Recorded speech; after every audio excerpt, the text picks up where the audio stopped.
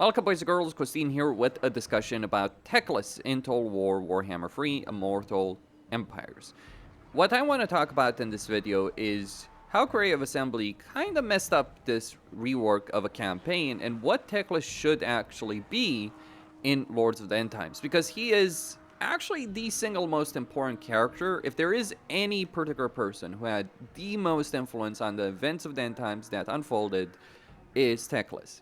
Tyrion losing his daughter, Finnebar getting killed. It's a bit unclear who was responsible for that, but still, Finnebar, Malekith, the fall of Ulthuan, the fall of Middenheim, all of those bear down on Teclis. So he is the one ultimately responsible for the fact that the world ended, and he should have chosen better, but the lore is the lore.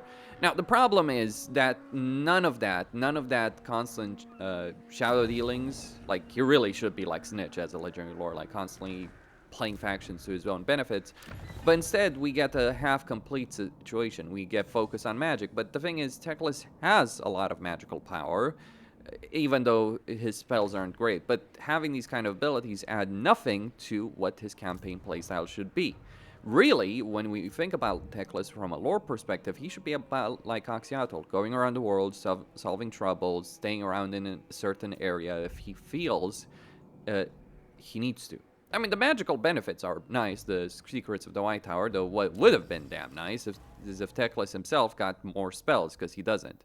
I mean, the fact that he has Bound, Fiery Convocation, and not an actual spell he can cast with all the Winds of Magic is saying a lot of things here, and not necessarily the great ones that I think Creative Assembly would like to be said about Teclis. And the fact that his entire campaign is focused on jungle warfare and not so much about Nagrand or Ulthuan or, you know, the freaking Empire indicates a problem. Because Teclis in the End Times wasn't really focused on the things that went down in Lustria. I mean, Lustria fell. That is an undeniable fact on this particular subject. Lustria fell, things happened, and when those things happened, it ended up being, well, kind of his fault, really. Like, yeah, Teclis, buddy, you kind of ended up screwing everyone over with that particular decision-making process that you had. So it's like, yeah, maybe Teclis should be the true villain of the story here in the entire situation, like in the End Times lore event. Because, like, he fucked up.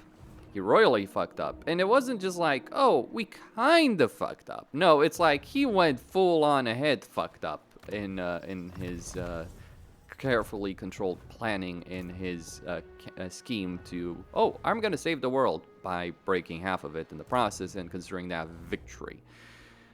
There was no victory to be found in what Teclis did in the End Times. He could have chosen better. He could have not taken the Flame of Ulrich from Middenheim. He could have ensured that Middenheim never fell, because that when Middenheim fell, when he prioritized his own plots and schemes and everything he wanted over the benefit of his people and the benefit of others, like, he chose to save Tyrion, even though Tyrion kind of made his own decisions. The worst part in all of this is that Tyrion, of all people in the world, Tyrion was the one that actually suffered the most as a result of Teclis' schemes. Like, remember, Tyrion lost his daughter. Tyrion ended up the one that had to fight a civil war. Tyrion did not want to pick up the Widowmaker. He wanted to get his daughter back, and when he couldn't, when things ended up being, well, a complete disaster, that is when we ended up in a bit of a problem situation right there. So, for instance, it's great that we have this particular event in the game where it's like, oh, I can go back to Safri, but going back to Ulthuan without the proper climate for it is not really the most ideal situation that you can deal with as Teclis.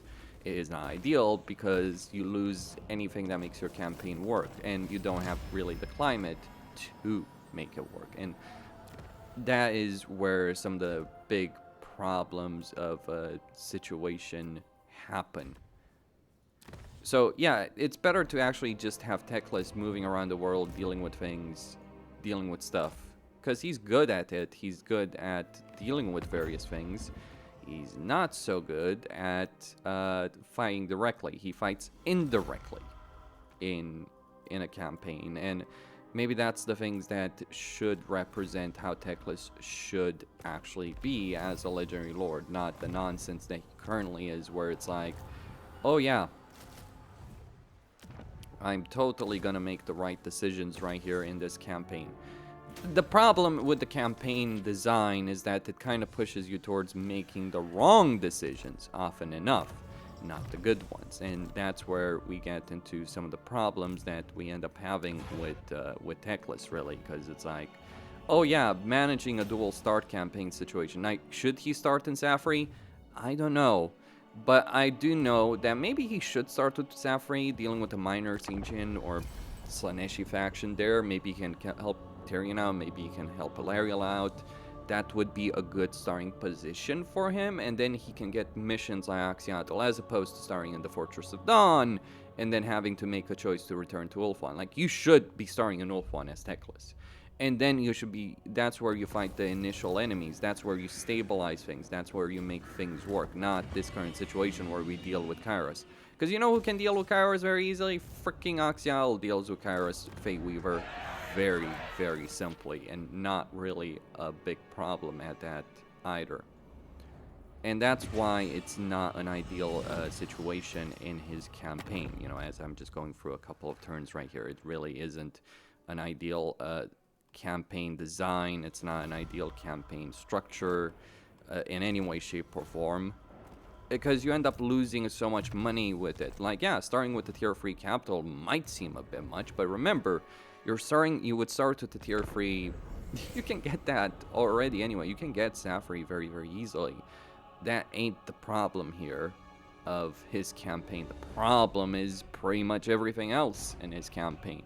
The dynamics, the structure, the design, where he ends up going. Like, the fact that you have to waste precious resources fighting fucking Kairos is, well, suffice to say, it is infuriating to say the least, and that's not where Teclis should be. I mean, never mind the port situation right here that he also has to deal with. Like, for instance, right there, it's like, oh, let's attack by sea, but you don't have naval attackers, so you have to go on land first off, and that ends up kind of screwing you over. And again, you are having to manage the Ulthuan settlements and all that. So again, just not a great design in any way, shape, or form for anyone involved, really, in that situation. And that's where kind of like Creative Assembly needs to change things. Like, they need to allow Teclis to be Teclis. They need to stop forcing players to choose badly. Like, starting off in Safri, then you get to choose, do I go, and you constantly choose how to go. That's how the campaign should work, not this current nonsense.